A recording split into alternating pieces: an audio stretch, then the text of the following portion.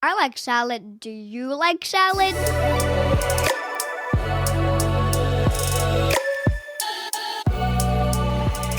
Hi, I'm Hostion Ho. I'm living in Vancouver, BC, Canada, unceded territory of Musqueam, Squamish, and Tsleil-Waututh nations.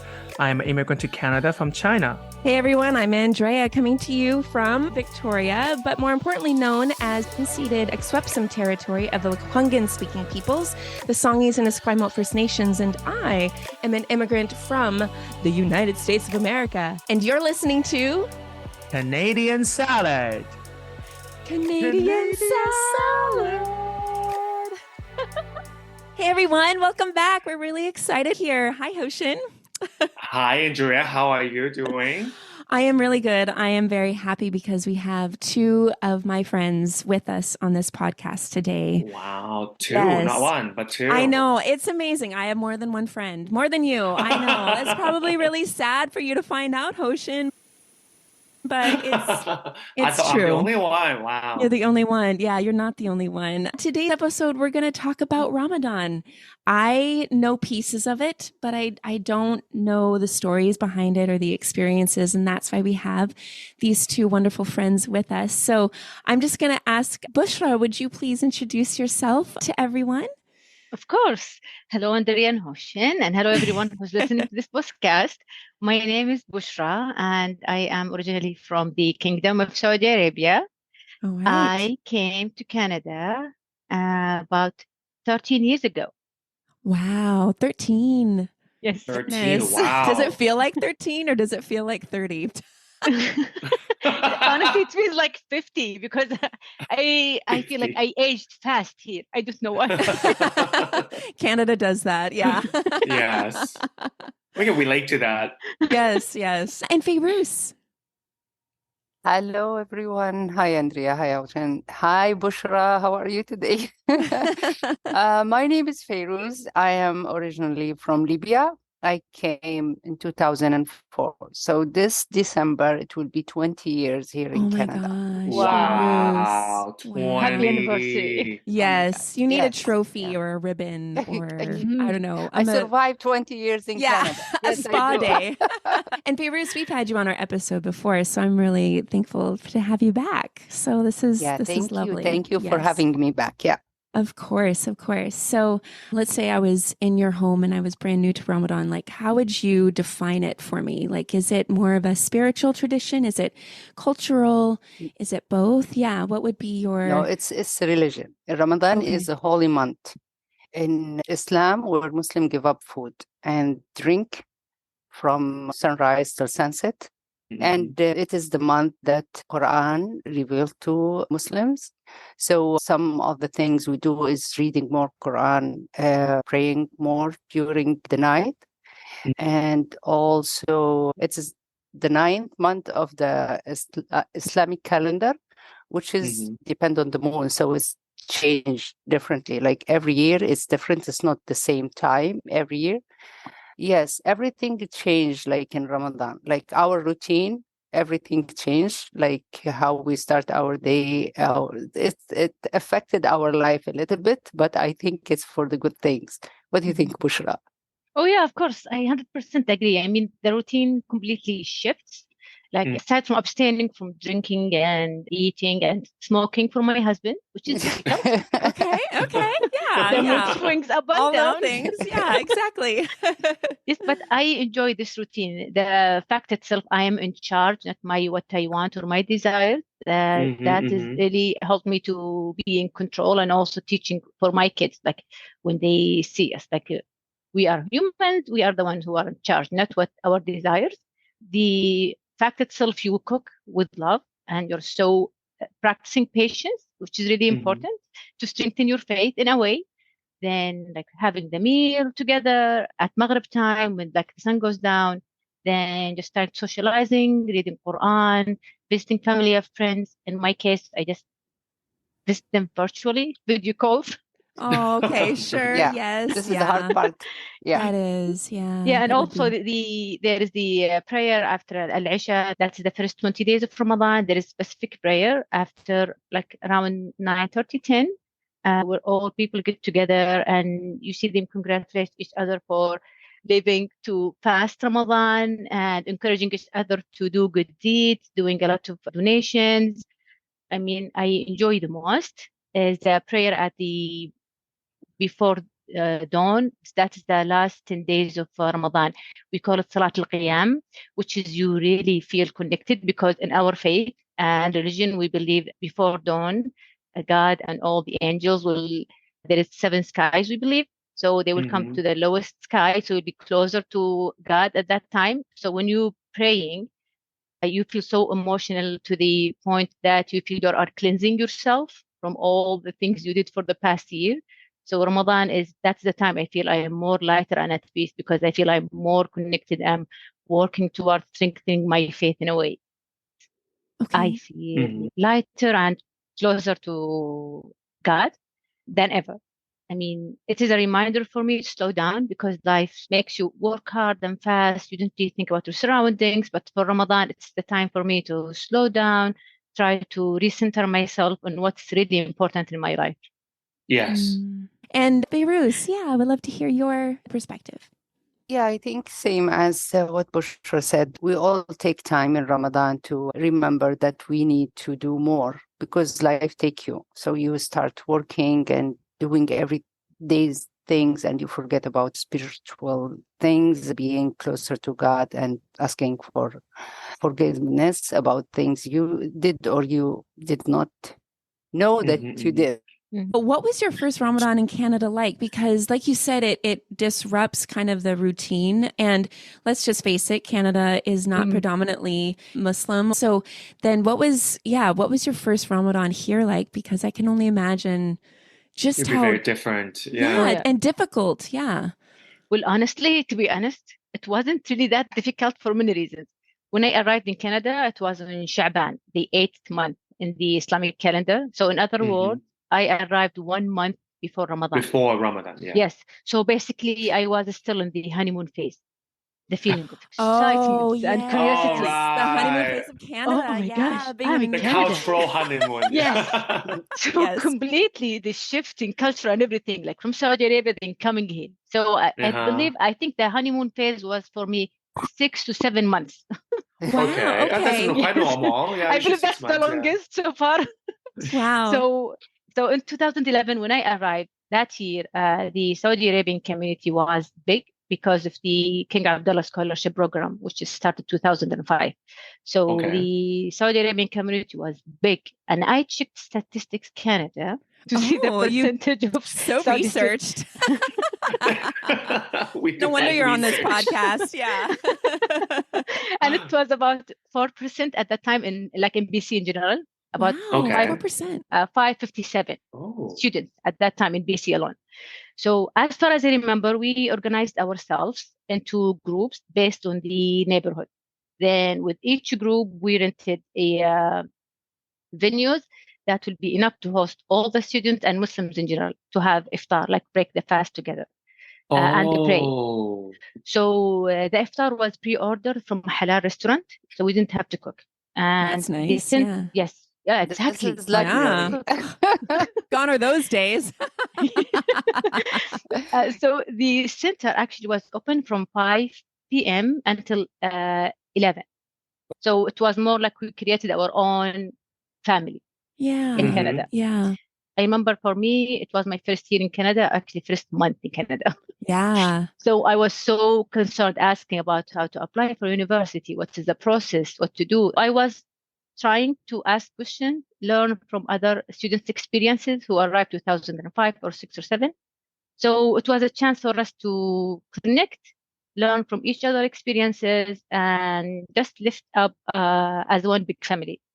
So that's it pretty much. So my first Ramadan wasn't really that difficult because of the honeymoon and because I have all the Saudi community around me supporting each other in a way. Yeah. I mean, it sounds like the community and actually having that observance right after you arrived almost built that community that you needed for integration, right? You weren't just by yourself trying to navigate. How about you, Fayrouz? What was your first Ramadan? I know it's a while ago, but I'm sure you remember. Yeah, but I remember that when I came, it was in winter, so it was really short. and I barely feel it. I lived in family housing, and there was lots of like Muslim Rules. family there at Yeah. Oh, UVic. nice. And Okay. so I was surrounded with neighbors, inviting each other, and we go sometimes meet at the family housing at UVic. They have a small place that we all can gather, and it was fine. It was nice, and I have little ones, so it's not like now. Now it's more challenging when you have older kids, and everyone have different things that they like. And after a long day, you can't ignore that, right? You have to make sure they eat, so you have to Oh. provide more than one. Yeah, this is the challenge, not before. Yeah, now. Got you. Okay. Yeah. So the challenge is now. Like the first, it was easier, sounds like. Yes. Yeah. Providing When you more first than got one here. meal. Yes. Yeah. Yeah. More than one mouth now, more than Yeah. one little Yes. ones. I'm just a bit curious, as you mentioned before, a bigger family gathered together, maybe also your siblings' family and probably your husband's sibling gather together. Is what that feast usually was like before? Yes, I mean, for me back home, during iftar time, my sisters and their husband, they will come and we will share meal together, like break iftar together. So, of course, men alone and women alone, so in separate rooms. And the weekends, we will get together with the like extended family, like my aunties, my uncles, every week. Again, there is like we rent a place, so we get together. Everyone would bring a dish with them, like a potluck style. So because that is the time where all first come together and share iftar, share suhoor. It is the late night meal before dawn. Was it dawn or dusk? I always mix the two. Dusk is like in the evening, dawn is in the Yes, morning. dawn. Yeah. Sunrise. Yes. Yeah. Yeah. Yeah, Yes, thank you. sunrise. I mean, No so problem. English second language, so it's quite complicated. I know. for I me. mean, we all, except Andrea, we're all second It's language. true. It's Yes, true. Yes. struggling. It's hard. Even after 20 years, yes, still struggling. Yeah. And the thing here, I know the community is doing their best to get together. Like there is the fundraise, there is iftars at masjid, but it still wouldn't feel the same as being with your own family. Yeah. Because all of us, like we have almost the same ethnic food. We like clear example, like the coffee. The coffee I drink is different than the one Fayrouz drink, than the one from Syria drink. So different because when we make our coffee, we roast it, we make it like golden brown. But here, like in Libya, I believe you make it dark, extremely dark, like almost like Turkish coffee in a way. Like Turkish coffee, yes. Oh, Which is different. not Turkish. It's so Small good. things. It's so good. Oh my gosh. It was the only thing I would drink when I was pregnant because I love coffee. And then I just hated coffee. And then Fayrouz was at work with me and she's like, I brought some Turkish coffee. And I'm like, oh my gosh. Basically, the small things make the difference. That's why I say, like here with the community, yes, I love it. I feel like supported, like included in the bigger group, but it's not the same as being with your own family as relatives back home. Yeah, we miss that a lot. In Ramadan, most of the thing you miss like family gathering and your mom and dad. And this is the things that you can't, even if you have a big community, and you will miss it anyway. Yeah. I mean, I can definitely relate to that because I think the family gathering aspect of it remind me of a lot of Chinese holidays that we have, like for example, Lunar New Year. We have big family gathering, like you said, uncles, aunties, our siblings, family together, and it's usually the really few times that everyone come together in one place and share special food, and that aspect of it definitely very different when you move to a new country because it's really rare to have this moment together again. Of course, you can create the community, but it's not the default, right? It's not. Yeah, it really is not. Yeah. Mom's next door, auntie's down the road. It's very much, oh, I wonder if Fayrouz is around. Maybe we could break iftar together tonight. So that I imagine would be harder. Yeah, but sometimes that's what it is too. Is sometimes blood family is not right there, but then chosen family is always a great option too to have to celebrate this together too. And sometimes you can feel that community again with chosen family as well. That's true. Yeah. How do you hold on to traditions and even observing Ramadan when society and culture doesn't around you? I remember meeting a few gentlemen, they were from Syria, and they it was hard for an employer to understand what they needed, like as far as prayers or, or fasting during the work weeks. And, Canada in and of itself there's lots of different religions and cultures. And so there's a lot of different observances. So I'm just curious how you hold on to these pieces that mean so much to you when everything else around you doesn't understand or doesn't necessarily acknowledge or celebrate or honor those observances with you. Yeah. So it's challenging indeed. But I always practice adaptability and try to make it work. Like, for example, like back home, the preparation of Ramadan starts 3 weeks in advance. We do the deep cleaning in the house. There is the hanging the lights in the street, like similar to the Christmas lights here in Canada, like in November. We do the lights, but it is before Ramadan. Okay. Welcoming Ramadan. There will be setting up the big tents in the streets for iftar, for those who doesn't have family or like foreigner workers who doesn't have anyone to cook for them. So they have this big tents in the neighborhood. The thing that really excites me the most is the crazy sales on everything. Really? And like here, like in season, the prices like boom, all the way. And yes, before Ramadan, like everything, like big sales on everything. So we prepare for Eid in advance. We buy everything. Yeah, get it on sale. Prices go and up. grocery. Yeah, everything. Wow. And dishes. Also, don't forget dishes and kitchen stuff because Yes, new cutlery set for Ramadan. We're coming Ramadan. Yes. They're like, well, people are going to need this. We'll just charge we'll charge a big ticket price so that people will pay it. Oh, no.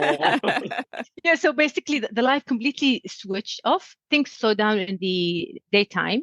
Like all restaurants, some government like places operate in reduced hours.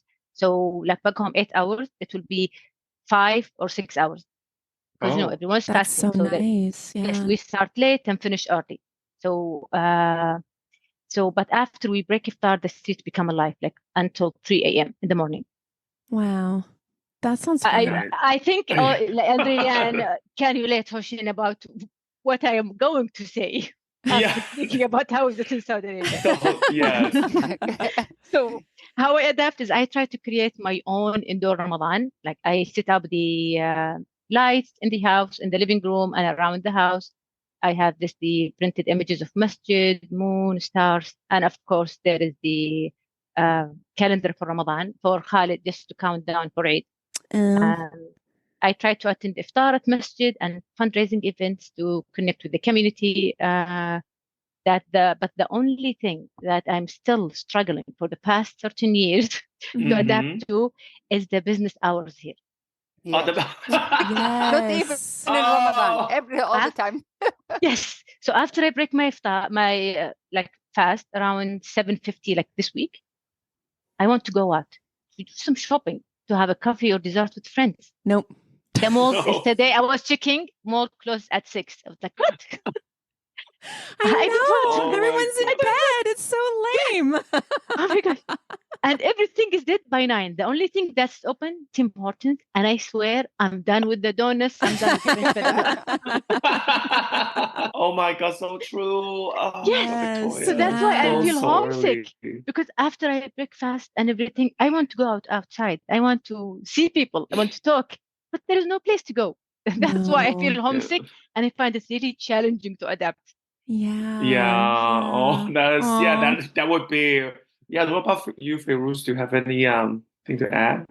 I agree with what all the words Bushra just said.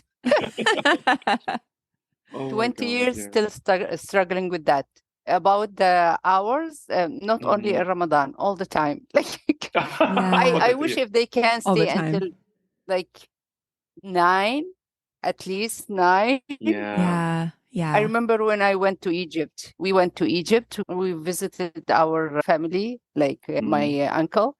And his daughter told me, let's go to the library to buy something. I was like, what? It's 1 a.m. Like, she's like, yeah, let's go. And we went down there and like, it's like early morning, like in the morning, like at 9. The library was open at 1 a.m.? Library, yes, just to buy pencils or like a... Oh, wow. Yes, Oh I was my gosh. like, it's alive. It's alive. When I came it's here... alive. Everything's dead. I told my husband, what's this? Where's the people? We went to Uvik. It's all like trees. And I was like, are you sure?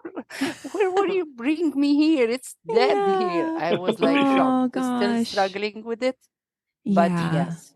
Mhm. Oh, that would be hard. I Because mean, yeah, so much of your Victoria's. culture and just that what you did to share with family, late at night, I can only imagine when there's just no one out and except dogs in the backyard barking.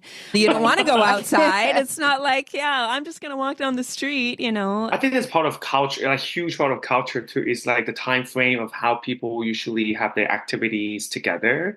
I remember when the first time I was in Morocco as well, like the city was not alive until like maybe late after maybe it's past 9 p.m. It's only then the city comes alive. People come out, wow. family get Yeah. together, walk in the Yeah. parks, and they start to have food and kids come out and play. I remember even at 11 p.m. the kids will play in the park with family. At 11 p.m., which in Canada would be unheard of. Yeah, 11 That maybe people, you're on the 100th dream or something. yeah. Sleep, sleeping. And that's huge part of culture, right? How people like to, when they choose to active, when they have this family time together. And I think this business hour, for many people, this kind of was really, really restrictive Mhm. to continue these traditions with family. Yeah. Because One thing I would like to add, like now, because inshallah Eid will be either Tuesday or Wednesday. So now Yeah. it is holiday in Saudi Arabia. So all this Okay. week. So people have enough time to go for shopping, to rest after work. But here it's not, it's work days for us. Yeah. Right. Yes. It's not like you can say, "Hey, boss, No. I need some time off because I still need to get my daughter an outfit." Right? They're not gonna, or "Hey, I need to go to the store. I need to, buy some ingredients for Eid, because it's a big celebration. yeah. Like around Christmas time, people would be like, "Okay, sure, whatever." But yeah, if it's another Mhm. holiday that's not Western, there's not Yeah. that flexibility Yeah. or even that people making space for No. that, and I can only imagine that being really hard. I just want to add on what Andrea said too. I think, like, especially Canada is so multicultural, and then people Mhm. practice different religions and cultures, and that's not maybe not public holidays. Mhm. I think it should be like a rule, a labor law, or something that everyone should have like a cultural practice day or religion practice day. Because of course you can't just set one day because everyone may be practicing different days. So people, if you have like religion and cultural practice day, people just can take them off when they Well, need it to be. That would be yeah. great. That's the balance though. Like, we could cover, people who don't observe Ramadan could cover, the shifts during Ramadan for people who do want to observe and take that time off. And then for those of us who might celebrate Christmas, maybe it's Muslim people, maybe it's people from China, maybe it's other people that this isn't an everyday observance and we're going to cover you folks in December, like you could just Exactly. trade it off like that. So who do I talk to make that happen? That's really nice. My son is waiting for, because they don't go to school, we call the principal and say, "Hey, it's Eid, kids is not coming." He's like, "Can we stay 3 days? Because Eid is holiday is 3 days." Yeah. Aw. Like, we're fighting for one day. This is more than enough for Oh now. yeah. Yeah. That's right. Schools, I forget, like, yeah, for Yeah. kids, Yeah. that would be hard too. Like, 3 especially days off would be different. Mhm. Yeah, different Yeah. from school. Yeah. Mhm. Oh, but we adjust. We immigrants are really good at adapting, adjusting, and then, but I sometimes we also have to voice, our needs, and hopefully someday Yep. that change will come, and we'll all have that holiday for us all. Absolutely. Yeah. For those who need it. Yes. Yeah. We want to maybe bring this topic to maybe in a more global kind of spectrum. In the global world, there's a lot of tragedy happening to the Muslim community, especially what's happening in Gaza, the genocides, which is still happening. And many communities are definitely struggling in terms of how to observe Ramadan with so much suffering. Do you guys relate to that? Do you want to have anything, personal feelings and comments you want to add on that? Oh, of course. Fayrouz, I mean, yeah. Fayrouz, you Bushra, want to yeah. go? Okay. I feel I always answer first, now it's your turn. Here you go. 50-50. Yeah. Okay. I think it's important for Muslim to realize that life is filled with tests. That's why we always, in Ramadan, we pray for God's. We make dua, which is asking for good things from God. And that's what we're doing. Most of the Muslims do in our prayer is remain steadfast for our brother and sister in Gaza and all over the world, all Muslims that's suffering in the world. It is affecting us in different ways. And what make it even harder that we can't do anything about it, and seeing how the world is reacting to this like it's not happening. So it's hard, but we can't do anything but dua for now. And one of the things Muslims do in Ramadan is every member in the family has to pay zakah, which is a certain amount of money to give to people who need it. So giving is one of the things that Muslims do, especially in this situation. They give more for people in need by doing fundraising and participating in it. It help a little bit, but it still is hard. It's really hard. I mean, yes, like speaking about Palestine and Ramadan, for me, I choose to fast because I'm following my religion and spiritual beliefs. But in Gaza, it's more like a forced starvation. So people in Gaza and Palestine, they fast past iftar because they don't have any food or water. And the pain is really getting worse and worse because I realized that the world has abandoned Palestine in general and abandoned the Palestinian people, except few countries, and allowing the colonizers just to continue live streaming the genocide and nothing to be done about it. And when say that, I'm not saying that because I'm a Muslim and it's religious solidarity. No, I mean, I believe everyone like witnessing the live streaming of what's happening there should be heartbroken because all of us are human, and we are speaking against that because we are all human, not any religious solidarity or anything. That's all what they can say. Yeah. No, I echo that. And to hear even Fayrouz say our brothers and our sisters, I feel like there is just this huge disconnect from the Western world to people from other countries or other religions or cultural identities. And there is that separation. And I would imagine, I mean, Fayrouz, you're saying that Ramadan you're pressing into the duas, the prayers, you're pressing into, where your charity goes and your giving, because, seeing Ramadan as an opportunity to just like pour into and lean into that and cry out to God. Like you said, Bushra, no matter your identity, like this is our global family. These are our brothers and sisters.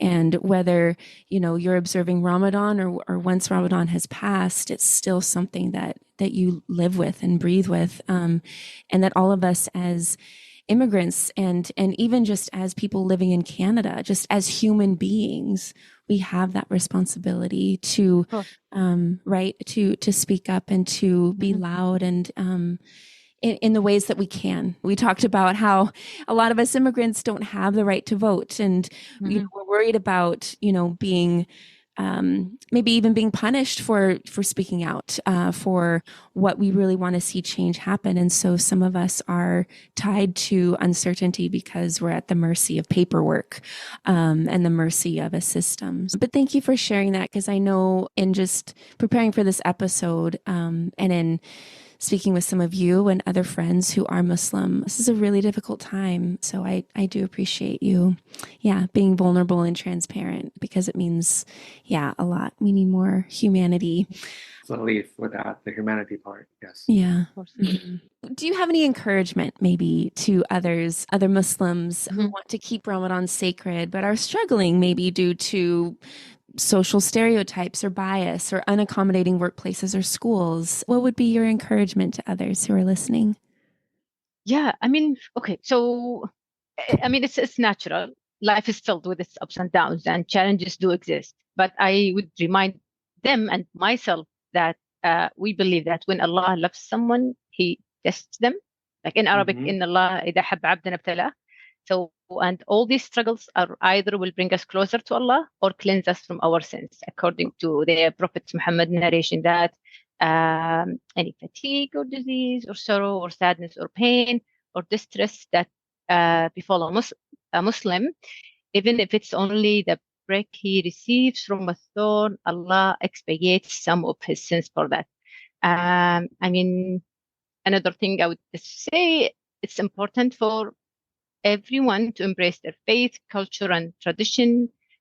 It's what makes us who we are, and it connects us to our ancestors, and would give us a sense of belonging in a way. So that is my 2 cents, you say in English? 2 cents, yes, That's my yes. 2 cents. So 2 cents. Nice idiom. I That's really love nice. Perfect. There you go. What about you, Fayrouz? You have anything Okay, to add? about me, I always focus on the kids' part because when we can, our struggle is not the same because we're adult and we know how important Ramadan is. It's the month of worshiping, no matter where we are or what society says about it or what kind of society. But it's more challenging when you have kids that you're raising in different society. My advice is to Muslim with kids in this situation is to try to visit mosque more, Islamic center, be involved in the community events, and try to make the kids connect more to know like this is important for them and for their like religion. No matter what is important for all Muslim to do Ramadans every year and try to pass this to their kids, which is important. Yeah. I like one thing that Fayrouz says. The last question was life is full of tests, and I think faith would guide us, through them if we put our mind to it. I think that echoes into many things. No matter it doesn't. Your faith does not change just because the society changes. But his business hour changes. They don't. It doesn't matter. Yeah. So I think sometimes it's also good to remind ourselves that who we are and what we believe in, and those ideas usually guide us through them. And so thank you for reminding us that as well. Thank you. Absolutely. Yeah. What are your plans for Eid? What's your plan for Eid, Bushra? Yeah. Buy Eid clothes for. Well, my plan, after this, you're going to go shop. Well, for me, I try to keep my mom's tradition of the night before Eid. We make ma'amoul. It is like a crispy cookie stuffed with dates. And we buy a new pajamas. We call it Pijamatul Eid, the Eid pajamas. So we wear it and sleep, wake up in the morning excited for Eid. For Eid, I don't really buy any clothing because back home, yes, I will. But here, when I go to Eid prayer, I would wear my abaya, the Saudi veil women wear when they go outside, and make sure my husband and Khalid, my son, and Yasmin wear our traditional clothing. It's beautiful. If you have time to come, either Wednesday or Tuesday, you'll see everyone coming wearing their traditional clothing. It's a beautiful picture about cohesion and unity. Yes. Everyone coming representing their country. It's so beautiful. I love it. I started the tradition like Eid night yesterday, cleaning the house. As I don't have time, only the weekend I have to do. So spend like yesterday cleaning. My plan is to go buy some clothes for the kids. Like they're not kids, they're well, for you, they're always mini kids. adults.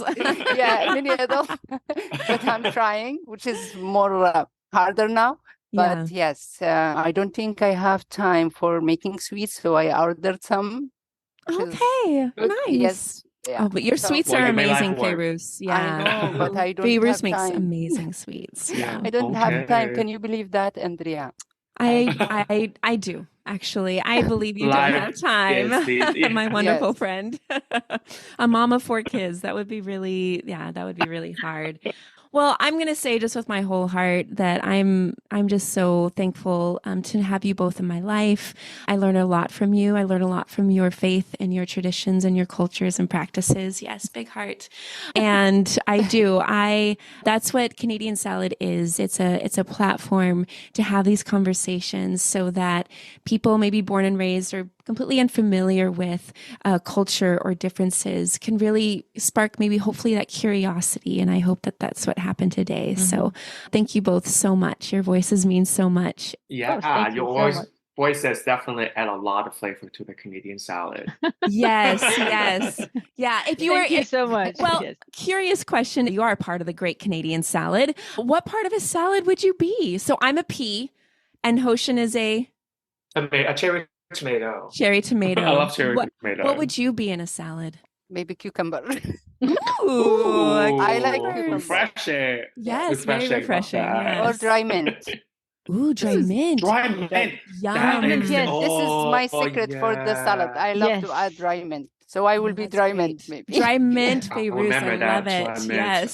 Yeah. Okay. I Bushra, what about you? I will go something liquid. I would be olive oil. Olive oil. Olive Hey, oil. yes. Okay. Bushra she's like the oil that Bringing brings us it. all Yes, together. yes, bring us exactly. Yes, the Wow. big hug of Bushra. Yes, I love it. Well, we're gonna move to our Canadian salad pop quiz. So Hoshin and I have 2 questions. No one knows the Yes. answer. So I see your fingers. No typing or cheating now. Go. Okay. So do you want me to go first, Hoshin, or do you? Yeah, please go first. Okay. You So go my first. Okay. question is, which country on our beautiful planet has the highest percentage of Muslims in the world? Which country like Oh. in Have the highest percentage of Muslims in the Yes. world. I think I think I heard this before. I will make a guess. I think it's Indonesia Indonesia? Okay. Indonesia. or okay. Malaysia. Malaysia, Okay. I think. But I think it's Malaysia for you? Okay. I I think. think And some- Hoshin? I would actually say Indonesia. Okay. So we have Indonesia, Malaysia. I think Malaysia. one of these, I think, yeah. one of those. Okay. It's actually Morocco. Mor- Wow. Oh, 100%. And I This was is in according to Pew data in 2020. So, yes, Morocco is the country with the highest percentage of Of Muslims. Muslims. Oh my God. oh. So, Indonesia is not in the top 10, neither is Malaysia. Afghanistan is number 2 and Somalia number 3. So, you go. Interesting. Okay, Maybe interesting. that research I read was back 2005. Oh, maybe. Yeah. It's the highest percentage. So there might be more people in certain countries, but they may not all Percentage wise. Right, percentage-wise, Yeah. they may not all be practicing Muslims or identify True, as that Muslims. is true. So, yeah, so there's a bit of the terminology there. But anyway, good Okay. try. All right, Hoshin, No one we're got ready. it. Okay, my question. ready. Okay. My question is how many Muslim, this is not percent, how many Muslim actually lives in Canada in 2020? I know the percent. I googled it before. How many? Oh, she knows the percentage. She did her homework. I don't. No, I was guessing it. What will the question be? Yeah. Oh, I see. You're so smart. I assume everyone knows the percentage. I'm asking a rough number of how many actually Muslim people actually participate in Ramadan here. I'm going to say, because I think I saw this statistic too, but I'm going to say the amount, I'm going to say 1.2 million. Okay, 1.2. What about you, In Canada. Bushra? Now I wish if I like math because I know it's a percent. I can't it's Okay, a the total number. population of Canada divided by the percentage is. Yeah. Yes, It's, so I'm it's 39 million Canadians, like in the population in Canada, 39, I believe. Oh, you're giving her a hint. Wow. Hoshin. I'll give you a hint, yeah, so you can I'm count. still, Yes. I would just give it a Random number, Bushra. 2.5 million. 2.5 million, okay. Okay. Fayrouz. Now, Fayrouz. Something in between 1.7. The answer is 2 million. Hey, Between you Bushra, and you're me. closer. Yeah, Yeah, it's 2 close, million. yeah. Okay, in It's 2 Canada. million, yeah. Nice. It's actually the data Wow. actually released from the National Council of Muslim Canadians. Oh, Yeah. nice. Nice.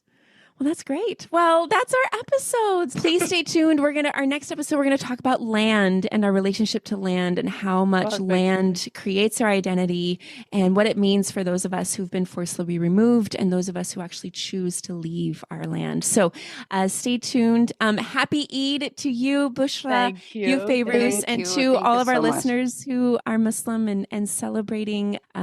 So thank you. And Thank you so much. Thank you so much. So Thank much We'll for talk to having you us. next Thank week. you. Bye. Of Thank course. you. Bye-bye. Bye. Bye. Canadian Salad is written and produced in British Columbia, Canada by Hostion and Andrea McCoy. Theme music is by Naver Avetyan from Pixabay.